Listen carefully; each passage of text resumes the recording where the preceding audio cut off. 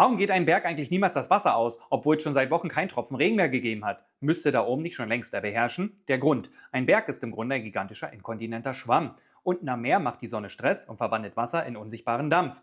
Der steigt als Geist nach oben, wird zur Wolke und bleibt am Gipfel hängen, bis er die Nerven verliert und es regnet. Stell dir die Berge als riesige Häuser ohne Dach vor. Es regnet direkt in die Wände. Jeder Fels saugt sich bis zum Rand voll, bis in den Ritzen Milliarden Liter Wasser lagern. Und weil Wasser der größte Couch Potato der Natur ist, bohrt es keine neuen Löcher. Es nimmt immer dieselben alten Spalten nach draußen. Das Ergebnis: deine Quelle. Oft braucht ein Berg Monate, um den alten Siff vom letzten Winter auszuschwitzen. Du genießt also gerade einen Naturcocktail, der ein halbes Jahr im Dunkeln gechillt hat. Verdampfen, regnen, speichern, rausquetschen. Ein ewiger Kreislauf, der unsere Welt vor dem Austrocknen rettet.